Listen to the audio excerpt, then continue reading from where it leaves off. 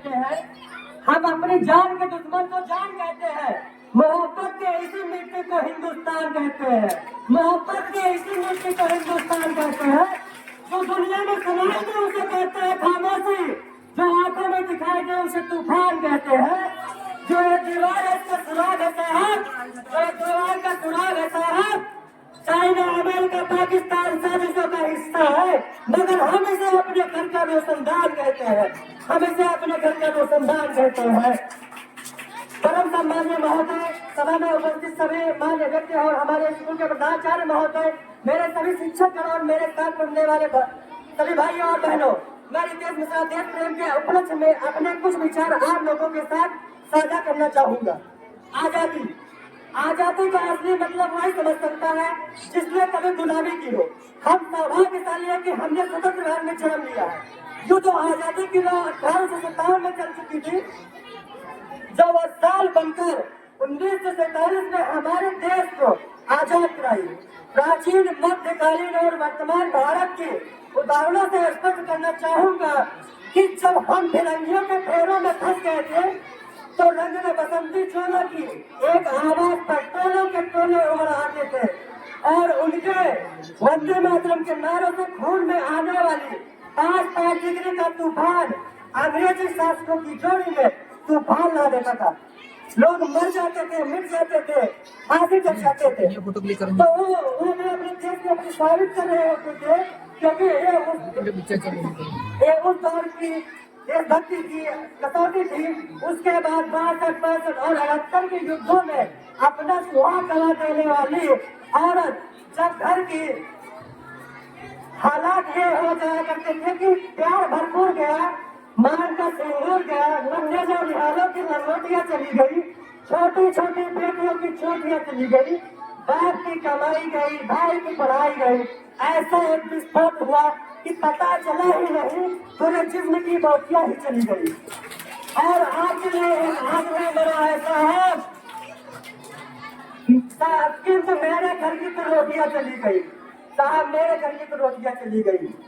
वाले हालात पैदा होने के बावजूद भी एक माँ अपने बेटे को सरहद पर दुश्मनों की धज्जियां उड़ाने के लिए सरहद पर भेज देती थी और उसे पत्र लिखाकर भेजा करती थी कि अम्मा ने खत लिखा है बड़े ही चाव से, कि अम्मा ने खत लिखा है बड़े ही चाव से, घबराना ज्यादा, एक इंच के पीछे न हटना, चाहे इंच इंच कट जाना, चाहे इंच इंच कट जाना।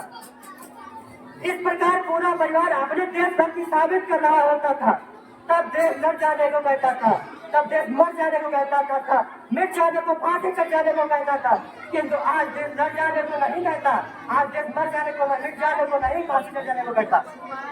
बल्कि मेरे विचारों में यदि कोई व्यक्ति अपना पूरी जिम्मेदारी, पूरी मेहनत और पूरी लगन से करता है तो वही सबसे बड़ा देशभक्त है। मैं नहीं मानता कि फेसबुक और व्हाट्सएप की डीपी पे 3 रंग में लगने से देशभक्ति है। यदि आप कहेंगे 30 साल में 2 बार हाथ में तिरंगा ले लेने से देशभक्ति है, तो मैं पूछना चाहूंगा कि फुटपाथ में रहने वाला वो अच्छा ट्रैफिक की छाव में नंगे पाँव में जब तिरंगे भेज रहा होता है तो क्या आप उसे देशभक्ति कहेंगे? ये उसकी देशभक्त नहीं, इसके पैर के भूत की ज्यादा ना सत्य है जो उसे ऐसा करने पर मजबूर कर रही है। योगी जी में बिल्कुल, क्योंकि ना मस्जिद को जानता है, ना दीवारों को जानता है, क्योंकि ना मस्जिद को जानता है, ना दीवारों को जानता है। जो पेड़ के भूखे होते हैं ना, वो सिर्फ भोजन के दीवारों को जानते हैं, वो सिर्फ भोजन के दीवारों को जानते हैं। अपने परिवार को, अपने परिवार के लिए समर्पण का भार है। देशभक्त और देशद्रोही के जीवन में आने वाला दुष्प्रभाव है। हमारी सच्ची देशभक्ति ताकि हर देशद्रोही समझ सके, अगर तू परिंदा हो तो ये हिंदुस्तान दे रहा है, अगर तू दरिंदा हो तो ये संसार दे रहा है। एक बार भाईचारे से लगा होता जमीन पर, वरना ये कभी भी तेरी और कब्रिस्तान भी दे रहा है। लेकिन एक देशद्रोही की ज्यादा देशभक्ति तब बाहर होती है जब एक बेटा अपने बूढ़े बाप को वृद्ध आश्रम की चौखट पर छड़ाता है। डरा उठती है जरा उठती है एक एकदम की जब मुसीबत में फंसे लोग। एक शांत करा दीजिए तब आगे कोई कार्यक्रम हो मैडम, या तो उनको लट्टू दीजिए आप अपने घर भेजिए। थोड़ा स्पेस का इंतजार कीजिए भाई लोग। ये बताइए आज के राष्ट्र की पूरी गरिमा और सार तक तो है, और छोटे बच्चे जो समझ पाते हैं इसको ना उसकी गैदरिंग बंद होती है। चलो स्टार्ट। भारत माता की, भारत माता की, गणतंत्र दिवस। अब एक बार शांत हो जाइए और सुनिए ध्यान से, तब आपको दोबारा प्रस्तुत किया जाएगा। जब एक बेटा अपने बूढ़े बाप को वृद्ध आश्रम की चौखट, जब मुसीबत में फंसे लोगों की बचाने से ज्यादा हम सेल्फी लेकर अपनी लाभ बढ़ाने में लगे रहते हैं।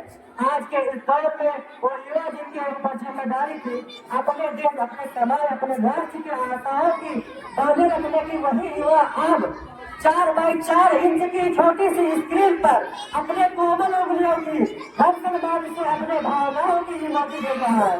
4 बोतल वोट का काम मेरा दोस्त का भारत का भविष्य खराब कर रखा है।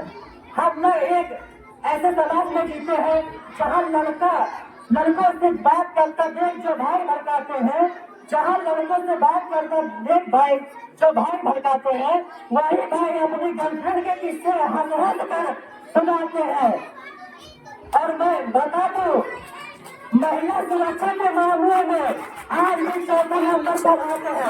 हम लोग एक ऐसे समाज में जीते हैं जहाँ पत्थर के दोनों पर लगा जहाँ पत्थर की मोड़ पर लगते हैं सक्षम लोग और भोगे नंगे लोग तड़पते सो जाते हैं, और भोगे नंगे लोग तड़पते सो जाते हैं। मजदूर को मजदूरी दीजिए, मजदूर को मजदूर समझिए, मजदूर सही। गरीब को दान दीजिए, दान नहीं। अगर दान देने का इच्छुक है तो जीते जी रक्तदान दीजिए। मरने के बाद अंगदान देकर किसी मरते हुए व्यक्ति को जीवन दान दीजिए। यही सच्ची देशभक्त है और यही सच्चा राष्ट्र प्रेम। न सरकार मेरी है न रब मेरा है, न सरकार मेरी है न रब मेरा है, और न ही है बड़ा सा नाम मेरा है। बस इतनी सी बात का गुमान है कि मैं भारत का हूँ और ये भारत मेरा है। और बस छोटी सी बात का गुमान है कि मैं भारत का हूँ और ये भारत मेरा है। परंतु एक वैचारिक बीमारी समाज में मुझे नजर आती है। कहा जाता है कि हम दुनिया की सबसे बड़े लोकतंत्र के हैं, जहाँ हिंदू पैदा होता है, मुस्लिम, सिख, ईसाई भी पैदा होता है, लेकिन अब बदकिस्मती है कि इंसान पैदा नहीं होते। और मेरे विचारों में न हिंदू की जरूरत है न मुसलमान की जरूरत है। राष्ट्र निर्माण के लिए केवल अच्छे इंसान की जरूरत है, केवल अच्छे इंसान की जरूरत है। जरा सोच कर देखिए, ये पेड़ पौधे शाखाएं भी परेशान हो जाए अगर परिंदे भी हिंदू और मुसलमान हो जाए। एक शैक्षिक बीमारी भी मुझे इस समाज नजर आती है, और ये बड़े आश्चर्य की बात है। जिस देश में अपनी पूरी दुनिया को तक्षशिला और मनोरंजन शिक्षा की बुनियाद रखे, तुम बना आज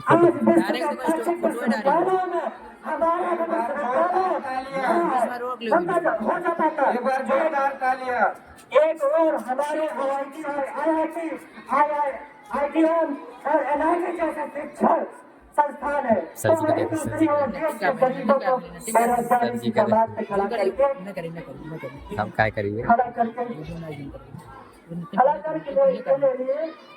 झुंझुना सर्व शिक्षा अभियान के लिए झुंझुना पकड़ा दिया जाता है। और मैं ये बता दूं, इस शैक्षिक बीमारी का एक कारण वो है, ये है कि हमारे देश की शिक्षा नीति का केवल दो तरह के लोग के लिए बनता है।